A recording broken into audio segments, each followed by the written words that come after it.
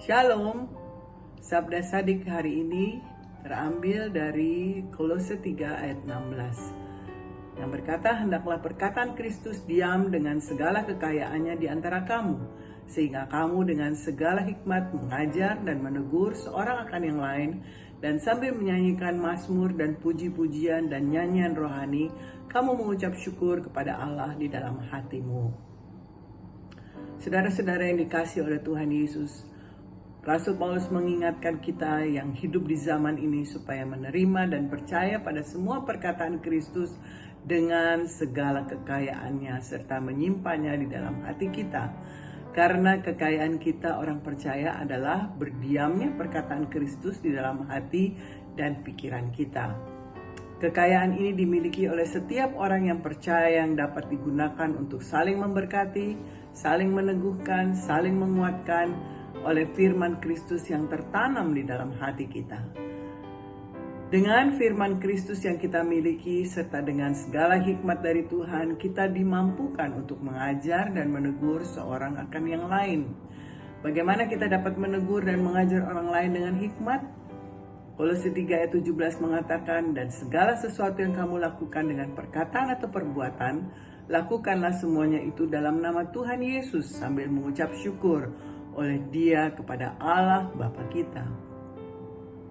Jika kita menegur dan menasehati serta mengajar, mari luruskan atau bersihkan motivasi kita terlebih dahulu, bukan untuk kepentingan atau keuntungan kita, tetapi lakukan semuanya itu dalam nama Tuhan Yesus dan untuk kemuliaan-Nya. Dengan memiliki firman Kristus untuk mengajar dan menegur, kita harus menempatkan kasih di atasnya. Tanpa kasih akan ada kekacauan dan perselisihan. Dengan menggunakan kata-kata hikmat atau kata-kata yang tepat orangnya, tepat topiknya, tepat situasinya, dan tepat perkataannya.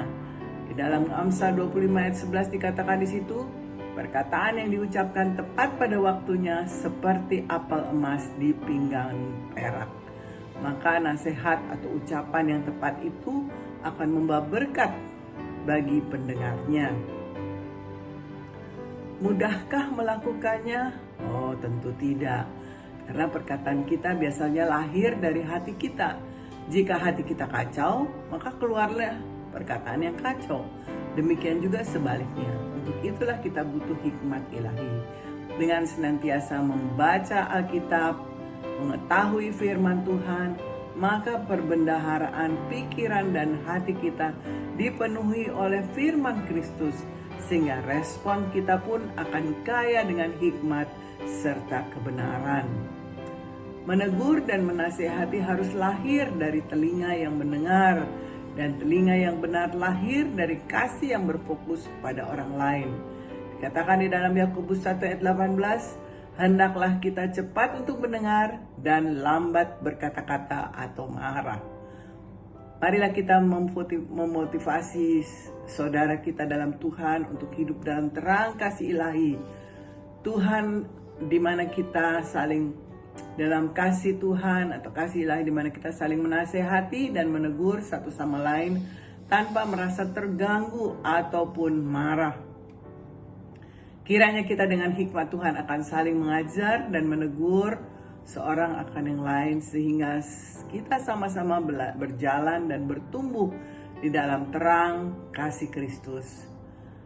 Saudara-saudara yang dikasihi oleh Tuhan Yesus, akankah kita menegur atau justru mengabaikan teman yang melakukan dosa? Tentu tidak ya. Apakah kita hanya menonton saja? Jika saudara seiman kita melakukan perbuatan yang tidak menyukakan hati Tuhan, seperti menipu, berbohong, mencuri, atau bahkan lepas kendali dalam perkataan. Pada dasarnya tidak ada manusia yang sempurna, karena hanya Tuhan Yesus saja yang sempurna.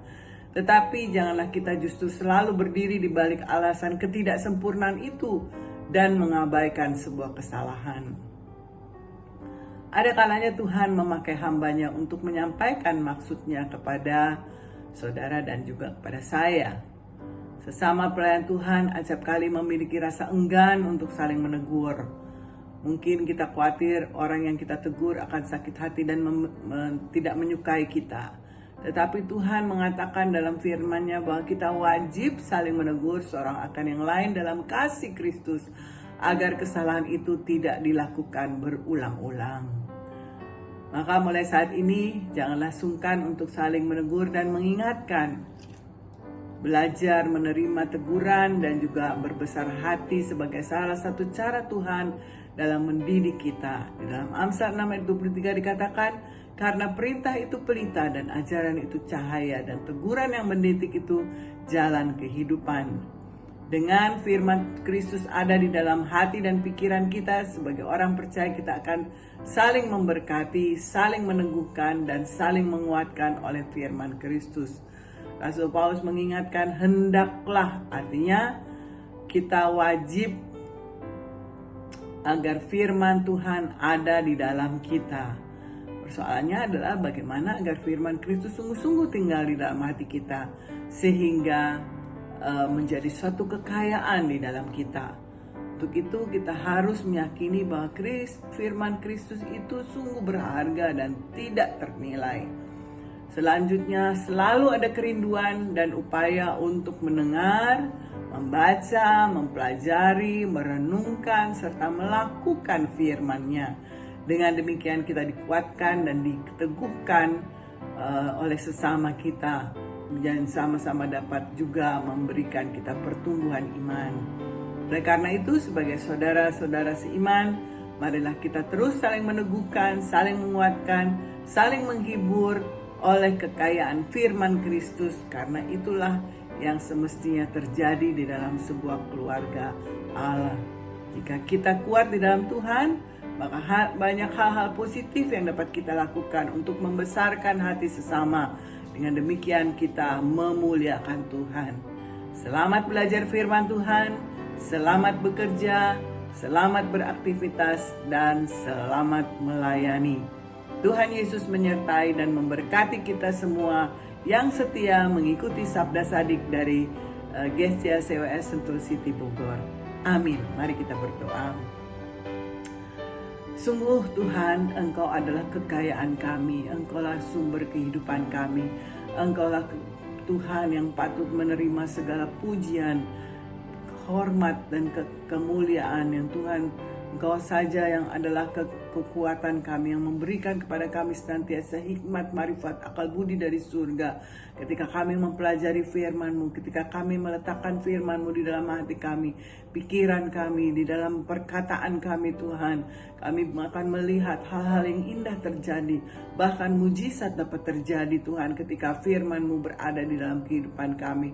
Oleh karena itu pada hari ini Tuhan, kami berdoa agar firman Tuhan terus melekat di dalam kami Tuhan, sehingga perkataan kami akan menjadi perkataan-perkataan yang akan membawa pertumbuhan iman bagi mereka yang mendengarnya, akan membawa kenyamanan, akan membawa sukacita, akan membawa damai sejahtera, dan kebaikan-kebaikan Tuhan nyata di dalam setiap perkataan yang timbul dari dalam hati kami. Oleh karena itu Bapa, biarlah pagi hari ini Sabda Sadik yang telah kami dengar ini Tuhan akan menjadi dasar di dalam kehidupan kami untuk melakukan pekerjaan-pekerjaan Tuhan yang luar biasa.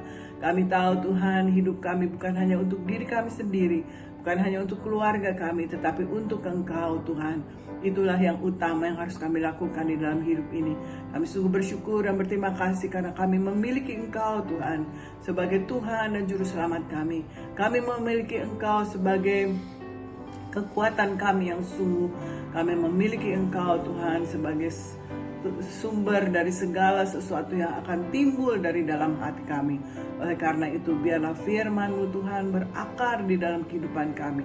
Firman-Mu senantiasa Tuhan menggugah kami Tuhan, mematahkan segala yang tidak benar di dalam kehidupan kami, dan juga menumbuhkan iman di dalam hidup kami ya Tuhan, sehingga iman akan terus bertumbuh dan kami akan terus melakukan hal-hal yang menyenangkan hati-Mu Tuhan. Itulah kerinduan kami yang terdalam.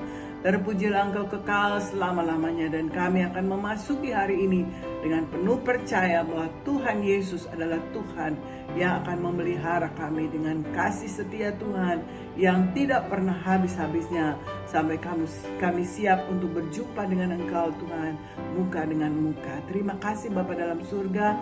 Kami alaskan doa kami hanya di dalam nama Tuhan Yesus Kristus, Tuhan dan Juru Selamat kami, kekasih jiwa kami. Haleluya. Amin.